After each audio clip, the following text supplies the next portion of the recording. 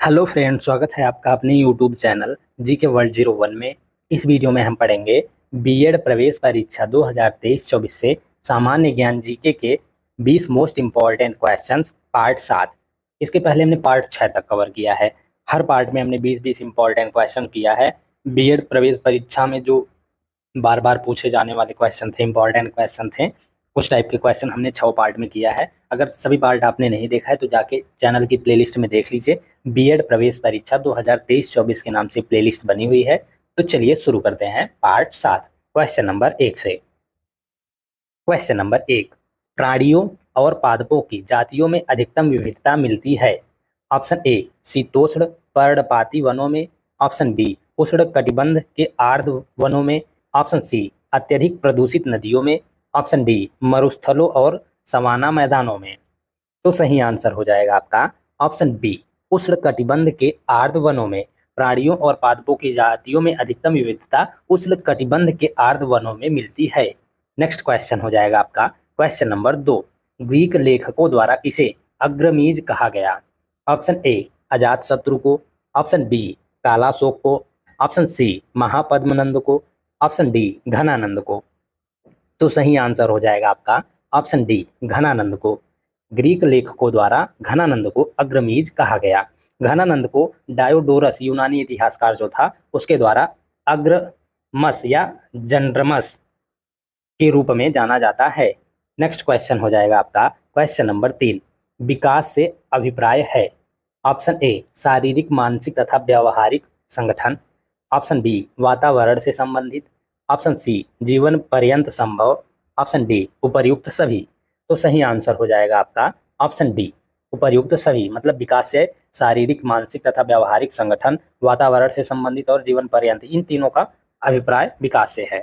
Next question हो जाएगा आपका क्वेश्चन नंबर 4, हिंद महासागर और लाल सागर को कौन सी जल संधि जोड़ती है। Option A Bab al Mandeb, option B Bosporus, option C Hormuz, option D Malacca. तो सही आंसर हो जाएगा आपका option A Bab al मंदेब। Hind महासागर और लाल सागर को बाब अल मंदेब जलसंधि जोड़ती है। बाब अल मंदेब जलसंधि लाल सागर और हिंद महासागर को जोड़ता है। बाब अल मंदेब लाल सागर और स्वेज नहर के माध्यम से हिंद महासागर और भूमध्य सागर के बीच एक रणनीतिक लिंक के रूप में कार्य करता है। नेक्स्ट क्वेश्चन हो जाएगा आपका क्वेश्चन नंबर 5, 90 ईस्ट रिज कहाँ पर स्थित है। ऑप्शन ए प्रशांत महासागर पर, ऑप्शन बी हिंद महासागर पर, ऑप्शन सी अंध महासागर पर, ऑप्शन डी आर्कटिक महासागर पर। तो सही आंसर हो जाएगा आपका ऑप्शन बी हिंद महासागर पर। 90 ईस्ट रिज हिंद महासागर पर स्थित है। 90 डिग्री ईस्ट रिज एक अंतः समुद्री ज्वालामुखी रिज है जो हिंद महासागर में स्थित है। यह रिज पूर्वी गोलार्ध में लगभग 90 मेरिडियन के समांतर स्थित है। नेक्स्ट क्वेश्चन हो जाएगा आपका क्वेश्चन नंबर 6, गुप्त काल के दौरान निम्नलिखित में से कौन सा सिक्का चांदी में जारी किया गया था।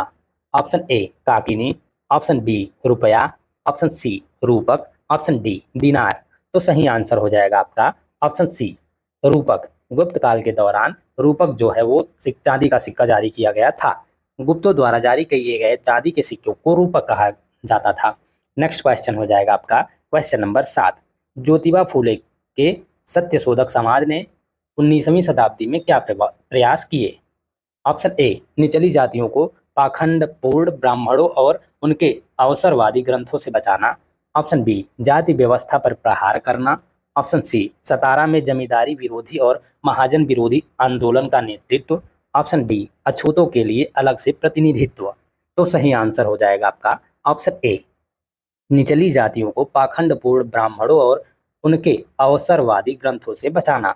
ये 19वीं शताब्दी के सत्यशोधक समाज जो थे उसने प्रवेश किया था ज्योतिबा फूले ने। नेक्स्ट क्वेश्चन हो जाएगा आपका क्वेश्चन नंबर 8, भारत का अक्षांशीय विस्तार है। तो सही आंसर हो जाएगा आपका ऑप्शन ए 8 अंश 4 मिनट उत्तर से 37 अंश 6 मिनट उत्तर। ये भारत का अक्षांशीय विस्तार है। ये इंपॉर्टेंट क्वेश्चन है, आपको याद रखना है। यह पूर्ण रूप से उत्तरी गोलार्ध में स्थित है। देश का विस्तार 8 अंश 4 मिनट और 37 अंश 6 मिनट। अक्षांश पर इक्वेटर के उत्तर में और 68 अंश 7 मिनट और 97 अंश 25 मिनट देशांतर पर है। नेक्स्ट क्वेश्चन हो जाएगा आपका क्वेश्चन नंबर 9, हर्यक वंश के किस शासक को कुड़िक कहा जाता था। ऑप्शन ए बिंबिसार को, ऑप्शन बी उदयन को, ऑप्शन सी अजातशत्रु को, ऑप्शन डी इनमें से कोई नहीं। तो सही आंसर हो जाएगा आपका ऑप्शन सी अजातशत्रु को। हर्यक वंश के शासक अजातशत्रु को कुड़िक कहा जाता था। बिंबिसार के पुत्र अजातशत्रु का बचपन का नाम कुड़िक था। नेक्स्ट क्वेश्चन हो जाएगा आपका क्वेश्चन नंबर 10। निम्न में से किस नदी का प्रवाह मार्ग भारत में सबसे अधिक लंबा है? ऑप्शन ए सतलज का, ऑप्शन बी व्यास का, ऑप्शन सी गंगा का, ऑप्शन डी झेलम का। तो सही आंसर हो जाएगा आपका ऑप्शन सी गंगा का। गंगा नदी का प्रवाह मार्ग भारत में सबसे अधिक लंबा है। गंगा भारत की सबसे लंबी नदी है जिसकी कुल लंबाई 2510 किलोमीटर है। भारत की 5 सबसे लंबी नदियां हैं जो Ganga 2525 kilometre, Godavari 1465 kilometre, Krishna 1400 kilometre, Yamuna 1376 kilometre और नर्मदा 1312 किलोमीटर। नेक्स्ट क्वेश्चन हो जाएगा आपका क्वेश्चन नंबर 11। भारत के संविधान के किस अनुच्छेद के अंतर्गत सशस्त्र बलों के सदस्यों के मौलिक अधिकारों को विशेष रूप से प्रतिबंधित किया जा सकता है? ऑप्शन ए अनुच्छेद 19 के अंतर्गत, ऑप्शन बी अनुच्छेद 21 के अंतर्गत, ऑप्शन सी अनुच्छेद 25 के अंतर्गत, ऑप्शन डी अनुच्छेद 33 के अंतर्गत। तो सही आंसर हो जाएगा आपका ऑप्शन डी अनुच्छेद 33 के अंतर्गत। भारत के संविधान के अनुच्छेद 33 के अंतर्गत सशस्त्र बलों के सदस्यों के मौलिक अधिकारों को विशेष रूप से प्रतिबंधित किया जा सकता है। नेक्स्ट क्वेश्चन हो जाएगा आपका क्वेश्चन नंबर 12। पुलकेशिन द्वितीय किसका महानतम शासक था? ऑप्शन ए बदौरी के चालुक्य का, ऑप्शन बी कल्याणी के चालुक्य का, ऑप्शन सी कांची के पल्लव का, ऑप्शन डी तमिलनाडु के चोल का। तो सही आंसर हो जाएगा आपका ऑप्शन ए बदौरी के चालुक्य का। पुलकेशिन द्वितीय बदौरी के चालुक्य का महानतम शासक था। चालुक्य वंश का सबसे महान शासक पुलकेशिन द्वितीय था। ये इंपॉर्टेंट है क्वेश्चन। चालुक्य वंश का सबसे महानतम शासक कौन था? तो पुलकेशिन द्वितीय था। नेक्स्ट क्वेश्चन हो जाएगा आपका क्वेश्चन नंबर 13। निम्न में से कौन सा लक्षण नेतृत्व से जुड़ा है? ऑप्शन ए ईमानदारी, ऑप्शन बी निष्ठा, ऑप्शन सी आत्मविश्वास, ऑप्शन डी ये सभी। तो सही आंसर हो जाएगा आपका ऑप्शन डी ये सभी। ये सभी मतलब ईमानदारी, निष्ठा और आत्मविश्वास, ये तीनों लक्षण जो है नेतृत्व से जुड़े हुए हैं। नेक्स्ट क्वेश्चन हो जाएगा आपका क्वेश्चन नंबर 14। महिला सशक्तिकरण हेतु आवश्यक है? ऑप्शन ए महिला शिक्षा, ऑप्शन बी समाज में सम्मान, ऑप्शन सी समान अधिकार, ऑप्शन डी ये सभी। तो सही आंसर हो जाएगा आपका ऑप्शन डी ये सभी। महिला सशक्तिकरण हेतु महिला शिक्षा भी आवश्यक है, समाज में सम्मान भी आवश्यक है और समान अधिकार भी आवश्यक है। नेक्स्ट क्वेश्चन हो जाएगा आपका क्वेश्चन नंबर 15। ए.ओ. ह्यूम के संबंध में निम्नलिखित में से कौन सा कथन सही नहीं है? ऑप्शन ए वह भारतीय सिविल सेवा का सदस्य था, ऑप्शन बी उसने भारतीय राष्ट्रीय कांग्रेस की स्थापना की, ऑप्शन सी उसने कांग्रेस के वार्षिक सत्रों की 2 बार अध्यक्षता की, ऑप्शन डी वह अर्निथोलॉजिस्ट थे। तो सही आंसर हो जाएगा आपका ऑप्शन सी उसने कांग्रेस के वार्षिक सत्रों की 2 बार अध्यक्षता की। ये आपका सही नहीं है, बाकी तीनों सही है। वह भारतीय सिविल सेवा के सदस्य थे, उसने भारतीय राष्ट्रीय कांग्रेस की स्थापना की, वह एक अर्थियोलॉजिस्ट थे। ये तीनों आपके सही हैं। नेक्स्ट क्वेश्चन हो जाएगा आपका क्वेश्चन नंबर 16। प्राकृतिक एवं मानव निर्मित दोनों रूपों को दर्शाने वाले बड़े पैमाने पर मानचित्रों को क्या कहते हैं? ऑप्शन ए स्थलाकृतिक मानचित्र, ऑप्शन बी विषय संबंधी मानचित्र, ऑप्शन सी एटलस मानचित्र, ऑप्शन डी मिट्टी मानचित्र। तो सही आंसर हो जाएगा आपका ऑप्शन ए स्थलाकृतिक मानचित्र। प्राकृतिक एवं मानव निर्मित दोनों रूपों को दर्शाने वाले बड़े पैमाने पर मानचित्रों को स्थलाकृतिक मानचित्र कहते हैं। नेक्स्ट क्वेश्चन हो जाएगा आपका क्वेश्चन नंबर 17। भारत में कौन सी नदी विभ्रंश घाटी में बहती है? ऑप्शन ए गोदावरी नदी, ऑप्शन बी कृष्णा नदी, ऑप्शन सी नर्मदा नदी, ऑप्शन डी कावेरी नदी। तो सही आंसर हो जाएगा आपका ऑप्शन सी नर्मदा नदी।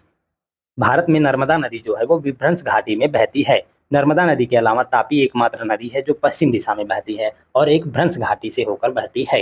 नेक्स्ट क्वेश्चन हो जाएगा आपका क्वेश्चन नंबर 18। उत्तर दक्षिण संवाद किसके बीच चलता रहा?